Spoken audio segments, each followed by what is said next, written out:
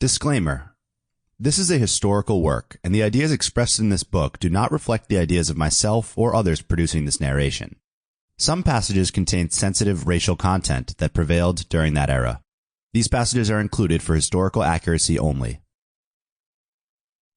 The writer of this little book is well aware that it will not stand the test of criticism as a literary production. A frontiersman himself, his opportunities for acquiring information and for supplying the deficiencies of a rather limited education have of course been few and far between, and therefore it cannot be reasonably expected that he could make a book under such circumstances, which would not be sadly defective as to style and composition. However, it can justly lay claim to at least one merit, not often found in similar publications.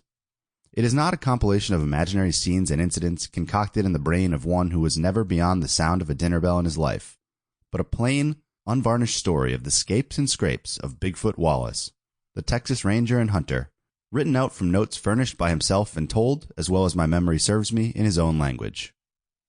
Bigfoot Wallace is better known throughout Texas as an Indian fighter, hunter, and ranger than anyone, perhaps, now living in the state, which is saying a good deal when the great number who have acquired more or less notoriety in that way is taken into consideration. Few men now living, I am confident, have witnessed as many stirring incidents, had more hair-breadth escapes, or gone through more of the hardships and perils of a border life. He has been a participant in almost every fight, foray, and scrimmage with the Mexicans and Indians that has taken place in Texas since he first landed on her shores in 1836. Pioneers, or frontiersmen, are a class of men peculiar to our country, and seem to have been designed especially to meet the exigencies of the occasion.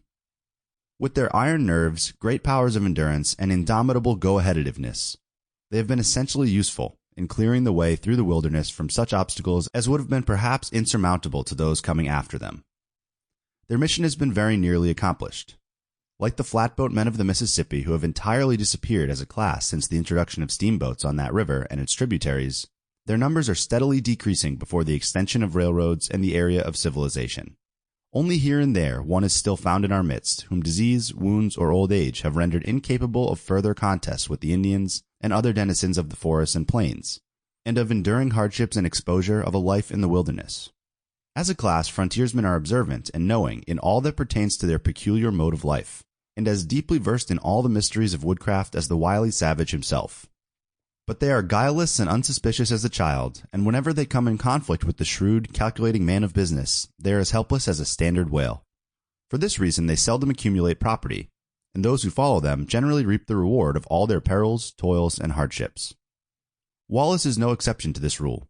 The best days of his life have been freely given to the service of his country. And now that years have dimmed the Sample complete. Ready to continue?